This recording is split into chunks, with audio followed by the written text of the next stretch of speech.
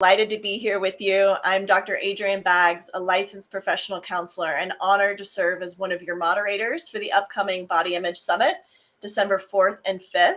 You can use the QR code and the links on the screen to get registered for this summit. We have an incredible lineup of speakers and discussions where we're going to explore all things body image and psychotherapy. And today, we have the amazing Amy Pershing, who is with us to offer a sneak peek into her session at the Body Image Summit because she is going to be there. And over the next 10 to 15 minutes, we're going to talk a little bit about some really intriguing topics like the cult of body shame, who among our clients are the most vulnerable to body shame and why. And we'll also walk away with one of her favorite interventions to awaken body wisdom. But first, let me introduce Amy. Amy Pershing is the founder of BodyWise, the first binge eating disorder specific treatment program in the United States. And she is the director of Pershing Consulting, which offers training to clinicians treating binge eating disorder around the world. She is the creator of HungerWise, a 9-week program for ending chronic dieting and weight cycling using the attuned eating and movement approach offered nationally online. And she has over 30 years of clinical experience. She's with us here today. Welcome, Amy. Thank you so much for being here. Thank you, Adrienne. I'm delighted to be here and so excited about Body Image Summit number 2. Very excited. It's our second round because it was so popular last year. So we're here again putting it on. So Amy is a return speaker for us. So let's go ahead and dive right in. I was really intrigued, when we'll do the Body Image Summit, Amy is going to talk about this cult of body shame. And Amy, can you give us a little sneak peek into this phenomenon and how it's affecting our clients' lives? Sure, I would be happy to. It actually happened. I was doing some research for a completely unrelated project, and it has required me to learn a lot about cult psychology. What is a cult? How do cults get members? Who is most likely to become a member? Who gets pulled into a cult? And ultimately, how does one recognize they're in a cult, and how do we get out of it? And in doing that research, I just kept coming back and back and back to this sounds exactly like the way body shame is used in our culture. I just found so many parallels. One of them is we teach people, women certainly, and increasing numbers of men, fundamentally that there is something wrong with their body, that their body is a project, that it is something that needs to be fixed. So that's a core kind of tenet of the cult of body shame, that bodies need to be in a particular form, and that really the point of a body is to be consumed or to be viewed, not to be lived in. I talk about the difference between body as billboard versus body as home. And I think a lot of getting out of the cult is shifting from body as billboard to body as home. And in order to do that, we really have to know that we are in a cult. Mm-hmm. So things like don't trust your perceptions, don't trust your body wisdom, don't trust interoceptively what your body is telling you, not only about hunger and fullness cues, but also just about feelings, about our instinct, our gut sense. We're taught from such an early age that our body is, again, something to fix, that we disconnect from those fundamental messages that tell us what's okay and what's not okay. And also, the right body to have is defined by something outside of you. That body should be thin, it should be white, it should be young, it should show no sign of really having lived. It shouldn't show sign of disease or of disability of any kind. Mm-hmm. And I find also what makes it cult-like is that no one questions it. Body shame is normative. It shouldn't be. It shouldn't be. We shouldn't feel shame.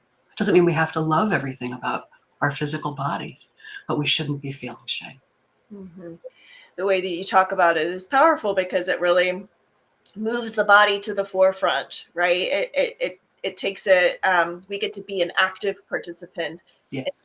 in what we're living in, which makes so much sense, right? But it's easy to lose that, I think, with all the messages that we're given.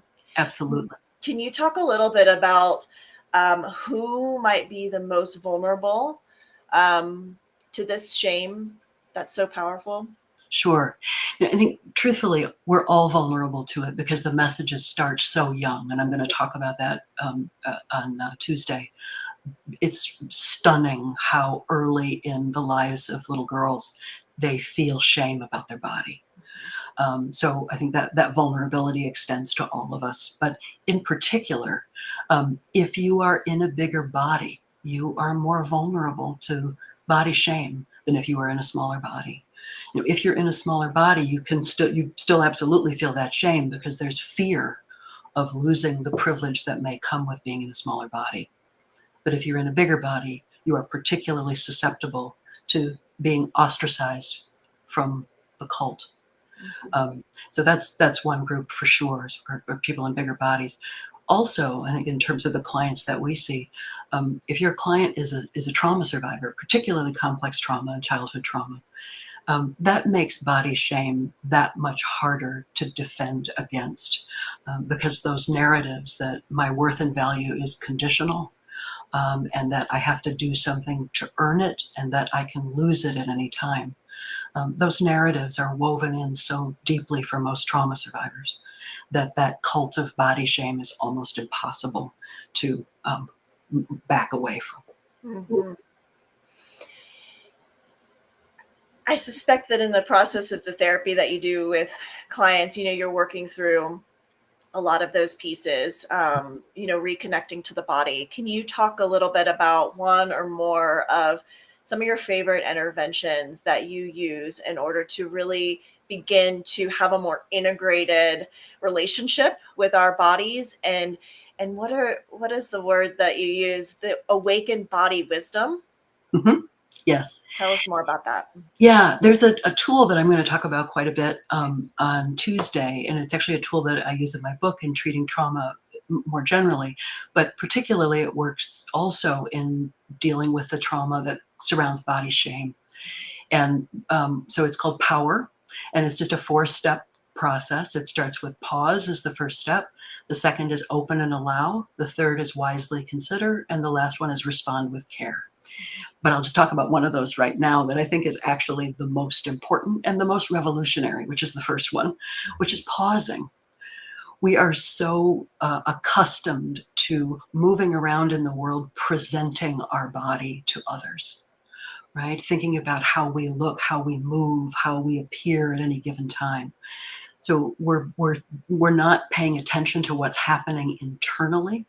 Most of my clients have no idea when they're hungry, when they're full, when they're tired, when they're hurting, when they're angry, when they need to rest, when they need to move. There's very little interoception, very little awareness there. So that first piece of that power tool, pause, I think is truly an act of revolution. Just stopping throughout the day, and we'll talk about how to do that, inviting clients to do that, but just stopping and checking in. What's happening? And listening with compassion and with gentleness, just making space for whatever we hear. Doesn't even mean we have to act on it, but just making space to hear it is absolutely the most important step. Just recognizing the disconnect and making some space to reconnect just by pausing is huge. It sounds wonderful. It sounds like a more intentional way to move about our days, which sounds Yes. really nice. Yeah. In a lot of the mindfulness conversations, awareness is discussed. And so one of the challenges is about how to remember to pause, right? Like part of the challenge is remembering to stop and pause. So I hope that you'll be telling us more about how we can remember to do that very important first step. Absolutely. We will talk about a lot of those, but it really is building a muscle. Yeah. So for many of my clients, they have, alarms that go off on their Apple Watch, or whatever it is, Yeah. every hour it's a little ding. And then Mhm. they just stop and I do what we call PESI, which is just a screening of physical, intellectual, emotional, and spiritual, whatever that might mean to you, just a scan. Yeah. How am I doing in those different areas? You don't have to take any action, just notice. Just that noticing. We're building that interoceptive muscle, right? Wonderful. It's already there. That's the good news, is everything we need to get out of the cult, we already have. Mm. It sounds very exciting. I can't wait to learn from you next week. Amy, thank you so much. Thank you. Everyone, that's a wrap for now. If you want to hear more from Amy and the other body image speakers, please register for the Body Image Summit for December 4th and 5th. And if you cannot attend live, that is okay. We offer a self-study option that you can watch at your own convenience. We hope to see you there. Take care in the meantime. Thank you so much, Amy, for being here.